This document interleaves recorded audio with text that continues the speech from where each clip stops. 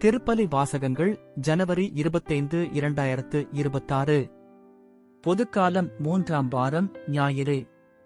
முதல் வாசகம் இறைவாக்கினர் எசாயா நூலிலிருந்து வாசகம். முற்காலத்தில் செபுலோன் நாட்டையும் நப்தலி நாட்டையும் ஆண்டவர் அவமதிப்புக்கு உட்படுத்தினார். பிற்காலத்திலோ பெருங்கடல் வழிப்பகுதி, யோர்தானுக்கு அப்பாலுள்ள நிலப்பரப்பு, பிற இனத்தார் வாழும் கலிலேயா நாடு ஆகிய பகுதிகளுக்கு மேன்மை வரச் செய்வார்.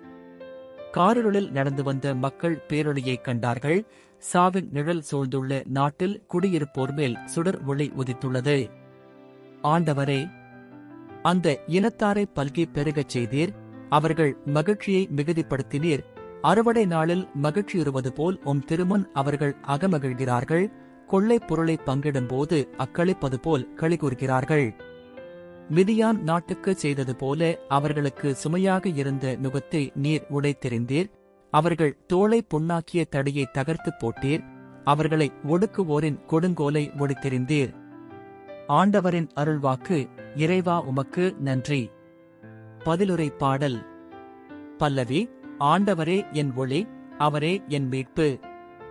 ஆண்டவரே என் ஒளி, அவரே என் மீட்பு. யாருக்கு நான் அஞ்ச வேண்டும்? ஆண்டவரே என் உயிருக்கு அடைக்கலம். யாருக்கு நான் அஞ்சி நடுங்க வேண்டும்? பல்லவி. ஆண்டவரே என் ஒளி, அவரே என் மீட்பு. நான் ஆண்டவரிடம் ஒரு விண்ணப்பம் செய்தேன். அதையே நான் நாடித் தேடுவேன்.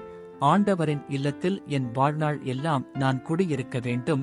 ஆண்டவரின் அழகை நான் காண வேண்டும். அவரது கோவிலில் அவரது திருவுளத்தை கண்டறிய வேண்டும். பல்லவி. ஆண்டவரே என் ஒளி, அவரே என் மீட்பு. வாழ்வோரின் நாட்டினிலே ஆண்டவரின் நலன்களைக் காண்பேன் என்று நான் இன்னும் நம்புகின்றேன். நெஞ்சே, ஆண்டவருக்காக காத்திரு. மன உறுதிகொள். உன் உள்ளம் வலிமை பெறட்டும். ஆண்டவருக்காக காத்திரு. பல்லவி. ஆண்டவரே என் ஒளி, அவரே என் மீட்பு. இரண்டாம் வாசகம். திருத்தூதர் பவுல் கொரிந்தியருக்கு எழுதிய முதல் திருமுகத்திலிருந்து வாசகம்.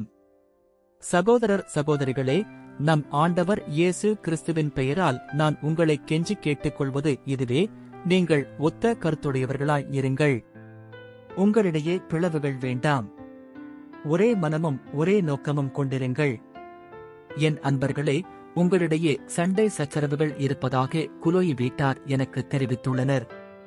நான் இதைச் சொல்ல காரணம், உங்களுள் ஒவ்வொருவரும் நான் பவுலைச் சார்ந்துள்ளேன் என்றோ, நான் அப்பொல்லோவை சார்ந்துள்ளேன் என்றோ, நான் கேபாவை சார்ந்துள்ளேன் என்றோ, நான் கிறிஸ்துவைச் சார்ந்துள்ளேன் என்றோ சொல்லிக் கொள்கிறீர்களாம். கிறிஸ்து இப்படி பிளவுபட்டுள்ளாரா? அல்லது பவுலா உங்களுக்காக சிலுவையில் அறையப்பட்டான்?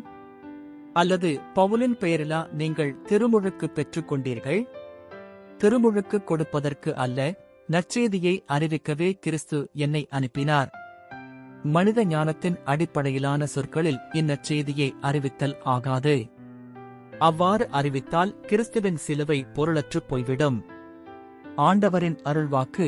இறைவா, உமக்கு நன்றி. நற்செய்திக்கு முன் வாழ்த்துளி. அல்லேலூயா, அல்லேலூயா. இயேசு விண்ணரசு பற்றிய நற்செய்தியை பறைசாற்றினார். மக்களிடையே இருந்த நோய் நொடிகள் அனைத்தையும் குணமாக்கினார். அல்லேலூயா. நற்செய்தி வாசகம். மத்தேயு எழுதிய தூய நற்செய்தியிலிருந்து வாசகம். அக்காலத்தில் யோவான் கைது செய்யப்பட்டதை இயேசு கேள்விப்பட்டு கலிலேயாவுக்கு புறப்பட்டுச் சென்றார். அவர் நாசரேத்தை விட்டு அகன்று செபுலோன், நப்தலி ஆகிய இடங்களின் எல்லையில் கடலோரமாய் அமைந்திருந்த கப்பர்நாகுமுக்குச் சென்று குடியிருந்தார். இறைவாக்கினர் எசாயா உரைத்த பின்வரும் வாக்கு இவ்வாறு நிறைவேறியது: செபுலோன் நாடே, நப்தலி நாடே, பெருங்கடல் வழிப்பகுதியே, யோர்தானுக்கு அப்பாலுள்ள நிலப்பரப்பே, பிற இனத்தவர் வாழும் கலிலேய பகுதியே, காரிருளில் இருந்த மக்கள் பேரொளியைக் கண்டார்கள். சாவின் நிழல் சூழ்ந்துள்ள நாட்டில் குடியிருப்போர் மேல் சுடரொளி உதித்துள்ளது. அதுமுதல் இயேசு, மனம் மாறுங்கள், ஏனெனில் விண்ணரசு நெருங்கி வந்துவிட்டது என பறைசாற்றத் தொடங்கினார். இயேசு கலிலேய கடலோரமாய் நடக்கும்போது சகோதரர் இருவரைக் கண்டார். ஒருவர் பேதுரு எனப்படும் சீமோன், மற்றவர் அவர் சகோதரரான அந்திரேயா. மீனவரான அவ்விருவரும் கடலில் வலை வீசிக் கொண்டிருந்தனர். இயேசு அவர்களை பார்த்து, என் பின்னே வாருங்கள், நான் உங்களை மனிதரைப் பிடிப்பவர் ஆக்குவேன் என்றார். உடனே அவர்கள் வலைகளை விட்டுவிட்டு அவரை பின்பற்றினார்கள்.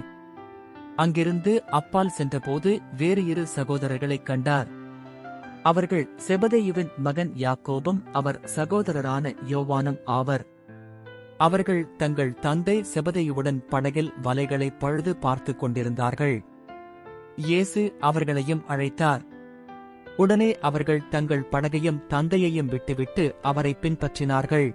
அவர் கலிலேய பகுதி முழுவதும் சுற்றி வந்தார். அவர்களுடைய தொழுகை கூடங்களில் கற்பித்தார். விண்ணரசு பற்றிய நற்செய்தியை பறைசாற்றினார். மக்களிடையே இருந்த நோய் நொடிகள் அனைத்தையும் குணமாக்கினார். ஆண்டவரின் அருள்வாக்கு. கிறிஸ்துவே உமக்கு புகழ்.